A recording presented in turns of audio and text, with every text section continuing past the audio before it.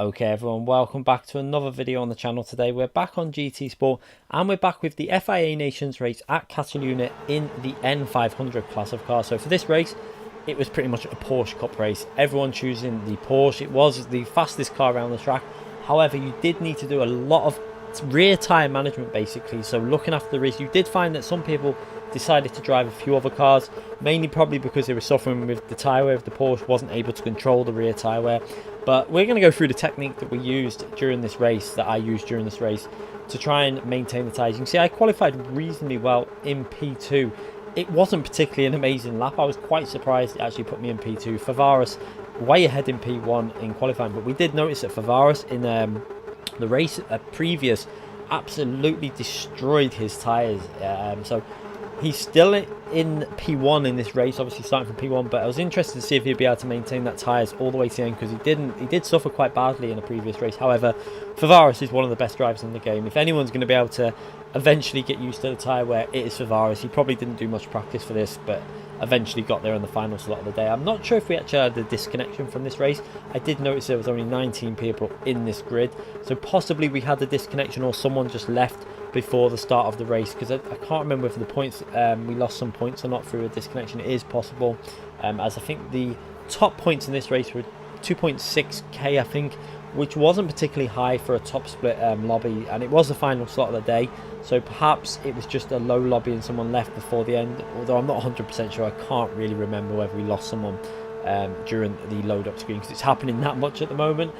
I'm really not sure, but 19 cars in this race, still a very strong field. You can see there someone in a different car at the back of the grid there. You can see a lot of people were going with the KTM because it was a bit better on tyre wear. However, I had to go with the Porsche. The Porsche was my car, the best car for me in terms of qualifying, and I felt like I could control the tyre wear. I'd done a lot of practice trying to get the tyre wear under control on the day. We did a few races before we actually went live for these nations race, but from the start you can see had an issue straight away. The game did not put me in second gear.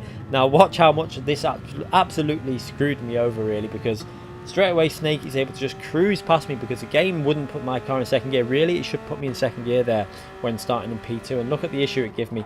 I lost the position straight away because of this automatic rolling start, and this really does lead me back to a criticism of the game, is that I really wish we could have a manual rolling start like iRacing. Give us control of these starts.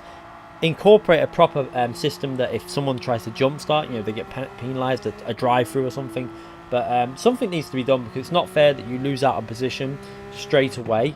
I feel like I could have hung on to Favaris' slipstream for at least a few laps, which then might have given me the ability to defend against Snake. I'm really not sure. My pace was a little bit less than Snake's, but these cars are very hard to overtake on now, even though we're running the new real slipstream, which actually is now the same as weak slipstream. They've basically fiddled the slipstream basically on this game. So what they've done, real slipstream in road cars now works from 1.5 seconds back, whereas it used to only be 7/10. And then weak slipstream is probably even stronger than that, I believe, now on road cars. However, real slipstream when you're in a race car tends to be around the 1 second gap before picking up the slipstream. So they've altered it. It seems to be different ranges for different cars, and it was a little bit frustrating that it was 1.5 seconds back for these cars, because it didn't need to be that strong really. It creates quite a train-like race when they have these races with these high slipstreams. I think they need to look back at their decision to increase the distance that these cars are getting the slipstream from. They did obviously used to run these races with weak, and the complaints was that was too strong. So they renamed, they basically changed it so that the real slipstream, even though renamed, still picked up the same amount of draft as the weak. So quite frustrating that they've done that, because it does, what you're going to see is this race becomes quite a static race, and that's what happens in these road car races. However, even though we lost that position at the start, I do feel that we're in a position in P3 to pick up some solid points if I can maintain this pace. So I did have reasonably good pace here, but it was all down to tyre management. What you're going to see now is, look how late I brake and then change gear very late on into the corner. So what this does is, if you just use your brakes up to slow the car down rather than downshifting, you use up more of your front tyres. So that's going to then save the rear tyre wear, and you can see through these corners. Look at my throttle. I was very cautious before putting in full throttle. It was, and a very early upshift in certain corners as well. you've got to be very gentle on the throttle. So again, into this corner, look, before we're not into third gear until we're basically approaching the apex, and then again on the corner, early up into third gear, not really going flat out in second, then into third, because we don't want to spin that rear. We don't want the rear to be sliding through these corners.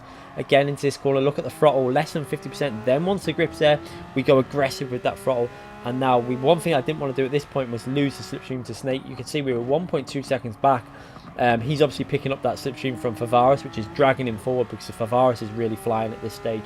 I think Favaris was going for the strategy of use the tyres up on the opening few laps, build himself up a lead, and then struggle at the end and try and survive, basically. I think that's what his aim was for this race, was to survive at the end with like basically no tyres.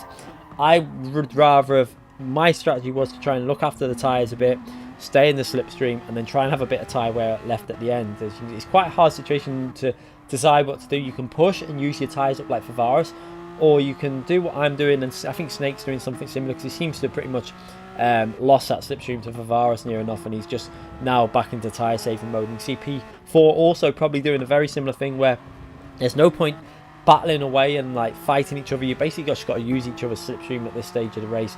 Again, looking after the tyres, it was so important during this race as we go over the line to start another lap. You can see our first lap in a 1:55, which is quite reasonable pace for this, for race pace for this. Like, you could get down to 55.4s and 5s, however it just totally destroyed your tyres. You can see already, if you look at the tyre graph on the wear there, the rear tyres are already looking quite worn, and we're running our brake bias all the way to the front, so 5 balance towards the front to basically take as much life out the front and save the rears as much as possible. And that's why, again, if you look into the corners, how late I'm shifting, it's basically getting rid of as much speed as you can without downshifting. And what that does, it just saves the wear to the rear, because the differential is not doing much of the work in terms of slowing the car down. And then that's going to save the rear tyres and use more of your front tyre life up, which for this car is ideal, because this car's got a really strong front end anyway. You didn't really need the grip on the front. What you needed was the rear tyre life to stay, because once this car lost the rear grip, it became a little bit of a nightmare to drive. But so far, doing a fairly good job. You can see I'm not really the strongest driver when it comes to road cars, so this is really encouraging for me, actually, to be able to compete in the top split at the front of the grid, really, in a road car, because I tended to avoid them in the past. And I've started to try and do more and more of these road car races recently, because, you know, there's a chance that you're going to get these more and more often during FIA races. In the past, I would avoid them, I wouldn't do them. But now that they changed the shifter rule, I feel like I can be more competitive with these cars, because obviously either on a Playseat, the Playseat has a bar in the middle. It restricts my ability to use a clutch when doing downshifting and upshifting and trying to do the heel and toe. So it was too much effort to try and even get it into a position where you could do it, and it was basically impossible because of the middle bar. But now they've got the rule now where you can't. It basically eliminates the benefit of the shifter when in FIA races, so everyone's equal. It's actually given me the opportunity to compete at the front now in these road car races, and it's just a case of learning and getting used to them. I've always avoided them, like I say, so I'm a little bit behind in terms of experience when driving the road cars, but I feel I am definitely making progress. I mean, in P3 now, we'd started P2 in a very solid lobby, and starting lap 4, still managing to hold on. Look how late we're braking into this corner. Look at this. We're braking aggressively, but keeping the downshifting until very late. And now we're holding on to that slipstream to P2. RC Snake, a very fast road car driver as well. And we've got Matu again, very fast road car driver behind us there.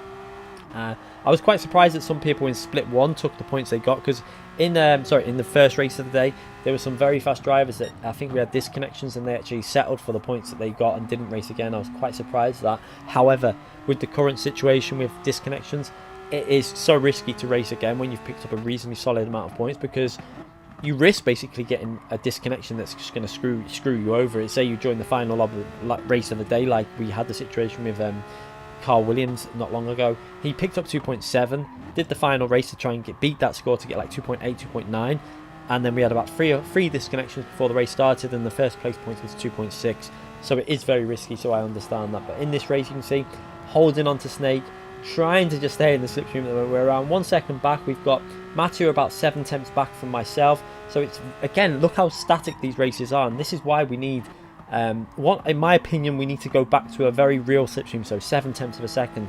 That will then create the opportunity, because I think Snake would have pulled away from me, if I'm brutally honest. And I think that Favaris would have pulled away from me even if I wouldn't have got that issue at the start, although it would have been able to stay a little bit closer for longer, maybe like I say, like Snake did for 2 or 3 laps staying in that slipstream. But the good thing is here, Favaris isn't just flying away, although the race is only 7 laps long. We're only coming to the end of lap 4 and he has built a gap up.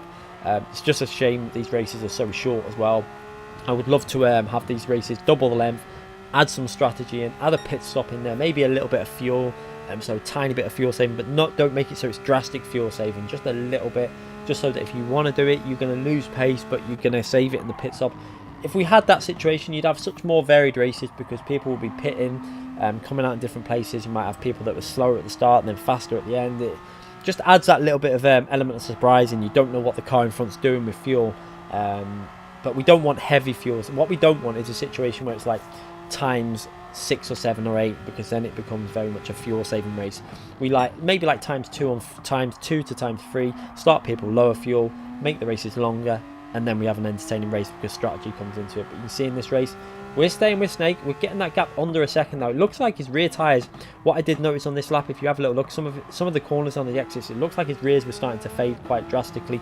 But looking at my tyre life, you can see that my tyres are also starting to fade. Even though I'm doing the braking and not downshifting too aggressive, you can see staying in 3rd gear there, not going into 2nd gear, staying in 3rd gear, using the car and just being very gentle with the throttle inputs, trying to just survive basically. This race was basically a race to survive with tyres. It was all about who could get their tyres to last that very last moment and then not spin out on the final lap, because I think it was quite, I can't exactly remember the tyre wear rate, but it was definitely a high rate, and we were running obviously the sports soft tyres as well, which get destroyed really fast when you're running a high rate of tyre. But you can see there, RC Snake again looking a little bit twitchy on the rear, but he's controlling the car, and Matthew obviously there with P5 right behind him, but it looks like he's got a little bit of a gap to P5. P5 looks like he's starting to struggle a bit with the tyre wear.